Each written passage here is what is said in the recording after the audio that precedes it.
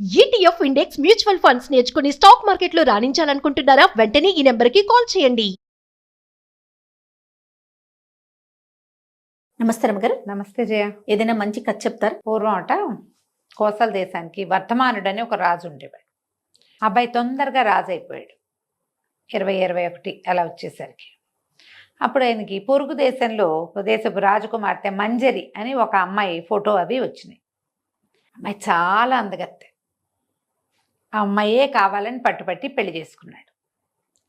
ఎంత ప్రీతిగానో ఉండేవాడు. కొంచెం చిన్నతనం కూడా కదా, భార్య భర్త కులాసాగా కాలక్షేపం చేస్తూ పెద్దగా రాజ్యాన్ని పట్టించుకునేవాడు కాదు. ఆడుతూ పాడుతూ ఉండేవాడు. క్రమంగా ఒక పెళ్ళై 2-3 ఏళ్ళు అవగానే ఇంకా రాణిగారికి పిల్లలు పుట్టలేదని చెప్పుకునేవాళ్ళు. ఓ జ్యోతిష్యులు జోస్యాలు జాతకాలు అవి చూసి రాణిగారికి పిల్లలు పుట్టరని తేల్చారు. అయ్యో. రాజుగారికి పెద్ద ఆయనకి ఏం పట్టింపు లేదు. భార్య అంటే అమిత ప్రీతి. పిల్లలైపోయినా ఏం పర్వాలేదని ఉండేవాడు హాయిగా. కానీ ప్రజలందరూ రాజ్యానికి వారసుడు లేకపోతే ఎట్లా అని కొంచెం మాట్లాడుకునేవాళ్ళు. మంత్రులు వాళ్ళు రాజుగారికి ఇంకొక వివాహం చేద్దాం, వీళ్ళ వంశంలో 3-4 పెళ్ళాలు ఉండటం మామూలేనని రాణిగారికి కొంచెం ఏకసం దోశారు. మంజరి ఉత్సాహపడింది. ఇంకో వివాహం చేసుకుందు కానీ నాకు సంతానం కలగదని నాకు ముందే తెలుసు. నా చిన్నప్పుడే మా నాన్నగారు జాతకం చూపించినప్పుడు నేను తెలుసుకున్నాను. నాకు తెలుసు నాకు సంతానం కలగదని. నేనేం బెంగపెట్టుకోవట్లా. ఎవరైనా మంచి పిల్లని చూసి పెళ్లి చేసుకుందు కానీ నేను నీతోటే ఉంటాను. సంతానం ఉంటే రాజ్యానికి వారసుడు ఉంటాడు అని బాగా రాజుని బలవంత పెట్టింది. అయితే ఇతను ఒప్పుకోవాలి. నిన్నేమైనా ఇబ్బంది పెడితే నేను కూడా కొత్త భార్య సంతానం కలిగితే వాళ్ళ మోజులో నేను నిన్ను ఇలా చూడగలనో లేదు. అసలు నాకు నేను నీ ప్రేమను షేర్ చేయటమే ఇష్టం లేదనేవాడు వర్ధమానుడు. బంగారు తండ్రి మనకి అలాంటి వాడు భర్తగా బంగారు తండ్రి, కొడుకుగా అయితే నచ్చడు. మన పిల్లాడికి సంతానం లేకపోతే ఏ తల్లికి నచ్చుతుంది? అస్సలు యాక్సెప్ట్ చేయరు. అది మనమైతే మనకి బంగారు తండ్రి, మన కోళ్ళు అయితే మనకి బంగారు తండ్రి కాదు. నాకు తెలియదు, నేను ఆ కోడలు లేడు. రాజుని బలవంత పెట్టేవాళ్ళు అందరూ అడిగేవాళ్ళు. కానీ అతను ఒప్పుకోలే. 2వ పెళ్లి అన్న ఊహ కూడా అతను చెయ్యలే, వద్దన్నాడు. బతిమలాడేది మంజరి, అయినా కూడా అతను ఒప్పుకోవాలి. అయితే కానీ ఇతను ఎప్పుడు భార్యా వ్యామోహంగా ఉండడము, ఎంతసేపు ఆ అమ్మాయితో కలిసి వేటాడడానికి వెళ్తాడు, ఆ అమ్మాయితో కలిసి పార్టీకి వెళ్తాడు, ఆ అమ్మాయితో కలిసి ఏమిటో చేస్తాడు, వన విహారాలు చేస్తూ ఉంటాడు. ఈ రాజ్యం వ్యవహారం మీద పెద్దగా జోరుగా లేడు. రాజు ఇంకా చిన్నవాడని ప్రజల్లో ఉండేది. కాకపోతే సైన్యాధిపతికి ఏం పుట్టింది ఆలోచన, రాజు అన్ఫిట్, ఈ రాజ్యాన్ని గ్రాప్ చేద్దామనిపించింది. అతను కొంతమంది అధికారులను లోబర్చుకొని రాజు మీద తిరుగుబాటు చేశాడు.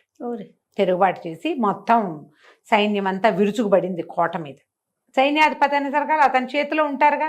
కొంతమందిని నయానా భయానా లొంగదీశాడు, కొంతమందిని బ్లాక్మెయిల్ చేశాడు, కొంతమందికి డబ్బు ఇచ్చాడు, కొంతమందికి పెద్ద పదవులు ఆశ చూపించాడు. రాజభక్తి ఆటే లేని వాళ్ళందరినీ పట్టేశాడు. ప్రజలకు ఉంది రాజభక్తి, అధికారుల్లో కూడా కొంతమంది ఉంటారు, అందరూ లేరు. తిరగబడేశారు కల్లా. ఈ రాజు ఒక నమ్మకస్తుడైన, తనకి చిన్నప్పటి నుంచి తనని చూసిన ఒకడు సైన్యాధిపతితో ఉన్న గుంపులో ఉండి అతను ఏం చేశాడంటే రాజు ప్రాణాలకు ప్రమాదం రాకుండా రాజుని వర్ధమానుడిని తప్పించేసాడు, లేకపోతే చంపేసేవారు. పారిపోయాడు. ఈ సందట్లో మంజరి ఏమైందో అతనికి తెలియలే. అక్కడ జరిగిన గొడవ, ఆ కత్తి యుద్ధాలు, ఆ బాణాలు, ఆ గందరగోళం, ఆ కాగడాలు, ఆ వెలుతుర్లు, అర్ధరాత్రి ఏం జరుగుతోందో తెలియక ప్రాణాపాయ స్థితిలో తనకి సహాయం చేసిన వాడి సాయంతో నగరం నుంచి బయటకు వచ్చేసి అడవిలోకి వచ్చేసాడు. ప్రాణాలతో తప్పించుకున్నాడు. కానీ తిరిగి రాజ్యానికి దక్కించుకునే ఏ అవకాశమూ అతనికి కనపడలే.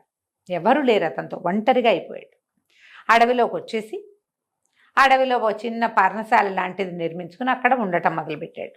తపస్సు చేసుకుందాం, నేను రాజుని, నేను ఆత్మాహుతి అవి చేసుకోకూడదు, జీవించే ఉండాలి, తపస్సు చేసుకుందామని అనుకుని అడవిలోనే ఉండిపోయాడు. ఈ మంజరి ఏమైందో తెలీదు. 2 రోజులు 3 రోజులుగా అతనికి మంజరి మీద బెంగ చాలా భయం వచ్చేసింది. ఆ అమ్మాయి ఏమైందో ఇతనికి తెలియలా. అమ్మాయి రూమ్ వేరు, ఇతని రూమ్ వేరు. అయితే మంజరి ఎక్కడికి వెళ్ళలా, ఏమవల. ఈ అర్ధరాత్రి ఈయనెట్లా తప్పించుకున్నాడో ఆ అమ్మాయి మొగవేషం ధరించి దొరకకుండా, సైన్యాధిపతికి దొరకకుండా ఆ పిల్ల కూడా తప్పించుకుని ఏం చేసింది, అడవిలోకే వచ్చింది. కానీ భర్తని చేరల. ఇతను కట్టుకున్న ఆశ్రమాన్ని చూసుకుని కొంచెం దూరంలో ఉంటూ అతన్ని కనిపెట్టుకుని ఉండేది.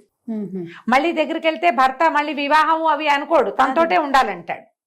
రేపొద్దున ఏ దశలో అయినా మళ్ళీ రాజ్యం అంటూ సంభవిస్తే సంతు లేకుండానే అవుతాడు. ఇప్పుడు వేరే అవకాశం ఏదైనా లభిస్తే ఇతనికి ఎవరైనా దొరికితే మెల్లిగా నా మీద నుంచి ధ్యాస పోయి అతను మళ్ళీ వివాహితుడై సంతానాన్ని పొందుతాడు. అతని సంతానానికి ఆ రాజ్యం మీద హక్కు ఉంటుంది. అప్పట్లో అలా ఉండేవి కదా రాచరికము. అందుకని ఆ అమ్మాయి దూరంగానే సంచరిస్తూ ఉండేది.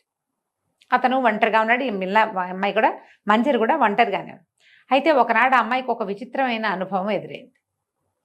ఆ అమ్మాయి అడవిలో తిరుగుతూ ఒక చెరువు దగ్గర విశ్రాంతి తీసుకోవడానికి ఒక చెట్టు కింద కూర్చుంటే ఆ చెరువులోంచి ఒక పెద్ద పాము బయటకు వస్తుంది. ఎంత పెద్దదో! అంత పెద్ద పాము ఉంటుందని ఆమె ఎప్పుడు నమ్మల. కొండ చిలువలు తెలుసు ఆమెకి. కొండ చిలువ ఎలా ఉంటుంది? మొహం దగ్గర సన్నగా ఉండి బాడీ లావుగా ఉండి వేరేగా ఉంటుంది. ఇది అట్లాంటిది కాదు. సర్పం 10 అడుగుల పైన ఉంది. ఇలాంటి ఒక సర్పం ఇక్కడ తిరుగుతూ ఇది సంతానాన్ని వృద్ధి చేస్తే, అడవిలో తన భర్త ఉన్నాడు, అడవి దాటితే గ్రామాలు వస్తాయి. అందుకని అమ్మాయి ఏం చేసింది, ఈ పిల్లకి చిన్నప్పటి నుంచే సంతానం ఉండదు అనేది అమ్మాయి చిన్నప్పుడే తెలుసు. ఆమె తండ్రి ఈ పిల్లకి ఎన్నో పౌరుష విద్యలు నేర్పించాడు. కత్తి తిప్పటం, బాణం వేయటం క్షుణ్ణంగా వచ్చు మంజరికి. చేతిలో ఉన్న కత్తితోటి పామును తెగ నరికేసింది భయపడకుండా. మామూలుగా ఆడవాళ్ళు అయితే భయపడి తెచ్చిపోతారు. యుద్ధ విద్యలు వచ్చిన అమ్మాయి అవటంతో ఆ అమ్మాయి కాస్త నరికేసరికల్లా ఏమైంది, ఆ తల నరికేసరికి ఆ తలలోంచి తన ముఖంలో నుంచి ఒక రాయి బయటపడింది, మణి. ఆమె చూస్తుండగానే ఈ తెగిపడిన శరీరం ఒక రాక్షసుడి శరీరంగా మారింది. పాము తల మొండము వేరైపోయినాయి. తలలో నుంచి ఏమో ఒక మణి బయటపడింది. మణి బయటపడంగానే తల రాక్షసుడు తలగా మారిపోయింది, బాడీ కూడా రాక్షసుడి శరీరం. వాడు మహాకాయుడు అయిన ఒక రాక్షసుడు. ఈ అమ్మాయి ఆశ్చర్యపోయింది, వీడు పాముగా ఎలా ఉన్నాడు? ఈ మణి వల్ల ఏమైనా జరిగిందేమో. ఆ మణిని శుభ్రంగా నీళ్లలో కడిగి చూసింది. అది నాగమణి, నీలంగా. ఇప్పుడు ఏం చేసింది, మణిని బాగా కడిగి తన నోట్లో పెట్టుకుంది. నోట్లో పెట్టుకున్న మరుక్షణం ఈ అమ్మాయి తన సైజులో ఉన్న ఒక పాముగా మారిపోయింది. ఓహో, ఇది కథ. ఈ రాక్షసుడు తను సంచరించడానికి వీలుగా, ఇంత రాక్షస శరీరం అయితే అందరూ చూసేస్తారు, పావుగా అయితే చల్లగా చెట్ల చాట్ల నుంచి వెళ్ళిపోవచ్చు. బహుశా వీడు చెరువులో నుంచి వస్తున్నాడంటే చెరువులో వీడి నివాసం ఉందేమో చూద్దామని ఆ మణి నోట్లో పెట్టుకుని అందులోకి ప్రవేశించింది. చెరువు లోపలికి వెళ్ళేసరికి ఒక మందిరం కనపడింది. దానికి తలుపులు కనపడుతుంది. దానికి ఒక చిన్న ఇంత గవాక్షం లాంటిది ఉంది, కిటికీ లాంటిది. ఈ అమ్మాయి పాము శరీరం కదా, పాములాగా లోపలికి వెళ్ళింది. లోపలికి వెళ్తే లోపల నీరు లేదు, పెద్ద మందిరం అది. ఇంకా లోపలికి వెళ్తే లోపల ఎన్ని గదులు ఉన్నాయో. లోపల గదుల నిండా సంపదే. లోపలికి వెళ్తే ఒక చక్కటి అందమైన చిలకలాగా ఉన్న ఒక పిల్ల కూర్చుని ఉంది. ఈ పాము లోపలికి వచ్చేసరికి పిల్లకెవ్వమని కేకపెట్టి లేచి నుంచోగానే అమ్మాయి ఏం చేసింది, తన నోట్లోంచి మణిని బయట ఉమ్మేసి మనిషిగా మారిపోయింది మంజరి. ఈ అమ్మాయిని చూసి ఆశ్చర్యపోయింది ఆ పిల్ల. అమ్మాయి అడిగింది, మంజరి ఎవరమ్మా నువ్వు, ఇక్కడ ఎందుకున్నావు అంటే, ఒక రాక్షసుడు నన్ను ఎత్తుకొచ్చాడు, నిన్ననే నన్ను తీసుకొచ్చాడు, నన్ను పాము రూపంలోనే కనపడ్డాడు, నన్ను లోపల తీసుకొచ్చాడు, పెళ్లి చేసుకోమని ఆయన అడుగుతున్నాడు. నేను పక్కనే ఉన్న వజ్రగిరి సంస్థానం రాజకుమార్తెని, సౌదామిని నా పేరు అనేసరికి ఈ అమ్మాయి చెప్పింది, మంజరి నువ్వేం భయపడద్దు, ఇక్కడి నుంచి వెళ్ళిపోదాం. మరి రాక్షసుడు వస్తేనో ఉంది అమ్మాయి. రాక్షసుడు ఇక రాడు, వాడిని చంపేశాను నేను, ఇక రాక్షసుడు రాడు. ఇందులోంచి బయటికి వెళ్ళాలంటే పాము రూపంతోనే బయటికి వెళ్ళగలరు. రాక్షసుడు ఏ మాయతోటి అమ్మాయిని తెచ్చిపెట్టాడు, ఆ తలుపు రాదు, అందులోంచి దూరి వెళ్ళాలి. వాడికి ఏ మాయ ఉండి తలుపు తీసాడో వీళ్ళకి తెలియదు. సరే, ఏం చేసిన అమ్మాయి అంత వజ్రాన్ని తన నోట్లో పెట్టుకుని ఆ మణిని పాముగా మారి బయటికి వెళ్ళి మళ్ళీ బయట నిలబడి ఆ రాయిని అప్పచెప్పి ఆ సౌదామిని కూడా పాములాగా అయ్యి బయటకు వచ్చేలాగా చేసింది. ఇద్దరు కలిసి చెరువులో ఈదుకుంటూ బయటకు వచ్చేసారు. ఈ అమ్మాయి మణి మంజరి దాచిపెట్టుకున్న అమ్మాయి ఈ అడవిలో ఇలా ముందుకు నడిచి వెళ్తే అక్కడ ఒక ఆశ్రమం ఉంది, అక్కడ ఒక మహానుభావుడు ఉంటాడు. నువ్వు వెళ్ళి ఆయనకి దండం పెట్టి నువ్వు ఫలానా దాని అని చెప్పి నీకు సహాయం చేయమని అడుగు. తను మంచివాడు, నీకు సహాయం చేస్తాడు. నిన్నెవరు తీసుకొచ్చారో చెప్పద్దు, దారి తప్పిపోయి వచ్చానని చెప్పు. ఒక రాక్షసుడు తీసుకొచ్చాడని చెప్పినా పర్వాలేదు, కానీ నా పేరు చెప్పద్దు, నేను ఒక స్త్రీ కనపడిందని అదని ఏం చెప్పబోక్క అని చెప్పి ఆ ఆశ్రమం దాకా, భర్త ఆశ్రమం దాకా, వర్ధమానుడి ఆశ్రమం దాకా ఈ సౌదామిని వెంబడి పెట్టుకు తీసుకెళ్ళింది మంజరి. తన దారిని తను వెళ్ళిపోయింది. ఈ పిల్ల ఏం చేసింది, లోపలికి వెళ్ళి తలుపు కొట్టేసరికి ఈయన ఆశ్చర్యపోయాడు. బయట తడిసిన బట్టలతో ఓ రాజకుమార్తె నిలబడి ఉంటాను చూశాడు అతను. ఎవరు ఏమిటంటే, ఏమై కొంచెం ఆయన ఏమనుకుంది, ఒక మహానుభావుడు అంటే ఎవరో ముసలాయన అనుకుంది పిల్ల. తీరా చూస్తే ఓ 25 ఏళ్ళు ఉన్న రాజకుమారుడిలాగా కనపడుతున్నాడు అతను. బట్టలు పాతబడినాయి కానీ ముక్కు మొహం బాగున్నాయి కదా. 25, 25, 26 సంవత్సరాలు ఉన్నాయి అతనికి. తలుపు కొట్టి అయ్యి చెప్పింది, నేను వజ్రగిరి సంస్థానం రాజకుమార్తెని. అడవిలో దారి తప్పితే ఒక రాక్షసుడి మాయలో బంధించాడు, ఎవరో మహానుభావులు రక్షించారు, నన్ను మా ఇంటికి చేరుస్తారా అనేసరికలు ఇతను సరేనని ఒప్పుకున్నాడు. అతను గుర్రం అతని దగ్గర గుర్రం మీద కదా పారిపోయి ఇచ్చాడు. ఆ గుర్రం మీద ఈ రాజకుమార్తెని ఎక్కించుకుని వజ్రగిరి సంస్థానానికి తీసుకుపోయాడు. ఎప్పుడు 3 రోజుల క్రితం తప్పిపోయిన రాజకుమార్తె ఇల్లు చేరేసరికల్లా ప్రజలంతా ఆశ్చర్యపోయారు. రాజుగారు బోళంత స్వాగత సత్కారం చేసి వర్ధమానుడిని లోపల తీసుకుపోయి కుశల ప్రశ్నలు వేసి స్నానం పానం చేయించి మంచి బట్టలు పెట్టి ఇతని పేరు అది కనుక్కునేసరికల్లా ఆశ్చర్యపోయాడు. ఇదేంటండి ఇలా అయ్యారు, మీరు ఇక్కడే ఉండండి, మీరు ఇంకా అడవిలోకి వెళ్ళొద్దని కొద్ది రోజులు ఉంచుకున్నాడు. నా ఆతిథ్యం స్వీకరించండి, మా పిల్లని రక్షించి తీసుకొచ్చారు అని చెప్పి ఉంచుకున్నాడు. ఉంచుకుంటే క్రమంగా ఈ పిల్ల ఏం చేసేది, రోజు 2 పూట్ల వచ్చి ఈయన కుశలం కనుక్కొని ఆయన్ని సేవిస్తూ ఉండేది. మెల్లిగా ఒకళ్ళ మొహాలు ఒకళ్ళకి అలవాటు పడ్డాయి. ఈ రాజుగారు ఏమన్నాడంటే, మీ భార్య ఏమైపోయిందో తెలియదు కదా, మా అమ్మాయిని వివాహం చేసుకోండి, నేను మీ రాజ్యం మీ చేతికి దిగ కోసల రాజ్యం మళ్ళీ మీకు వెనక్కి వచ్చేలాగా నేను ఏర్పరుస్తానని అడిగాడు.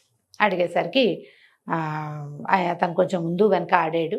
కానీ ఈ పిల్ల చూపించే ఆపేక్ష, అమ్మాయి చాలా శ్రద్ధగా ఉండటం, మెల్లిగా మనుషులు అలవాటు పడితే ఇలాగే అవుతాయి కదా వివాహాలు. మెల్లిగా ఆ రాజకుమార్తెని, వజ్రగిరి రాజకుమార్తె సౌదామిని వివాహం చేసుకున్నాడు. చేసుకుని వాళ్ళతో పాటే అక్కడ ఉన్నాడు. ఆనుపాను చూసుకోవాలి, 2వ రాజ్యం మీదకి దండెత్తాలంటే వీళ్ళు అంది సైనిక బలం అది కూర్చుకోవాలి కదా, వీళ్ళు ఈ ఏర్పాట్లలో ఉన్నారు. ఇంతలో ఈ మంజరి ఏం చేసిందంటే, ఈ వజ్రాన్ని నోట్లో పెట్టుకుని సర్పంగా మారి ఊళ్ళోకి వెళ్ళటం మొదలుపెట్టింది, నగరంలోకి.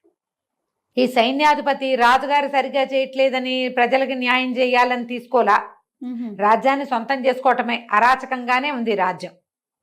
ఈ అమ్మాయి ఏం చేసింది, మెల్లిగా మంత్రులు సామంతులు తమకి అనుకూలంగా ఉన్న వాళ్ళని ఒక్కొక్కళ్ళని కలిసి ఇతని మీద తిరుగుబాటు చేయటానికి పెట్టింది.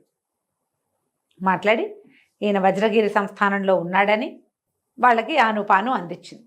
దాంతో ఇక్కడి నుంచి కబుర్లు వెళ్ళినాయి వజ్రగిరికి. రాజుగా ఉన్నటువంటి సైన్యాధిపతి సరిగ్గా లేడని, అతని మీద మీరు ఎప్పుడు దండెత్తొచ్చినా మేమందరం సహాయం చేస్తామని ఇక్కడి నుంచి కబురు వెళ్ళేసరికల్లా వజ్రగిరి నుంచి ఒక చిన్న సైన్యాన్ని తీసుకుని రాత్రికి రాత్రి వచ్చేసాడు ఇతను. తెల్లవారేసరికల్లా ఈ అంతఃపురంలోకి ప్రవేశం. ఇప్పుడు కొత్తవాడికి కష్టం, రాజే అయితే అతనికి అన్నీ తెలుసు కదా, ఏ పక్క నుంచి వెళ్ళాలో ఏమిటో. అంతఃపురంలో ప్రవేశించి రాత్రి ద్వంద్వ యుద్ధంలో సైన్యాధిపతిని సంహరించేశాడు. ఓకే. తెల్లవారేసరికల్లా సభ తీర్చేసరికి తమ రాజే వచ్చేసరికి ఆశ్చర్యపోయారు ప్రజలు, అధికారులు కూడా. లోపలికి వెళ్ళేందుకు అన్ని రకాల సాధనాలు అమ్మాయి ఏర్పరిచి పెట్టింది. మొత్తం అంతఃపుర రక్షకులతోటి అందరితోటి మాట్లాడుకుంది, మొత్తం ఏర్పరిచింది అనమాట. అందరూ ఆశ్చర్యపోయారు, రాజు ఎట్లా వచ్చాడో, ఇంతకాలం తర్వాత ఆయన మళ్ళీ ఎలా రాగలిగాడు, సంవత్సరం పట్టింది ఈ ప్రోగ్రాం మొత్తానికి. ఏడాది తిరిగేసరికి మళ్ళీ తమ రాజు వచ్చినందుకు సంతోషించారు. మంజరి కూడా వచ్చేసరికి రాజు భార్యను కౌగిలించుకున్నాడు. నేను నీకు అన్యాయం చేశాను, ఒక అమ్మాయిని పెళ్లి చేసుకున్నాను అంటే నాకు తెలుసు, ఆ అమ్మాయిని నేనే పంపించాను నీ దగ్గరికి వివాహం కోసమే. అప్పటికే ఈ సౌదామిని గర్భవతి కూడా అయింది. దాంతో ప్రజలు సంతోషించారు, తమ రాజు వచ్చాడు, రాజు భార్య వచ్చింది, సంతానం కూడా ఏర్పడింది. రేపొద్దున అరాచకం అయ్యే భయం ఏమీ లేదు. హాయిగా సౌదామిని తెచ్చుకున్నారు. తర్వాత కాలంలో 4-5 సంతానం కలిగారు. మంజరి యొక్క తెలివితేటలతోటి ఆ రాజ్యం ముందుకు నడిచింది. 2 భార్యలతోటి ఈ వర్ధమానుడు హాయిగా కోసల రాజ్యాన్ని ఏలుకున్నాడు. కథ కంచికి మనం ఇంటికి. చాలా చాలా బాగుంది రమ్య గారు. నమస్తే. నమస్తే జయ.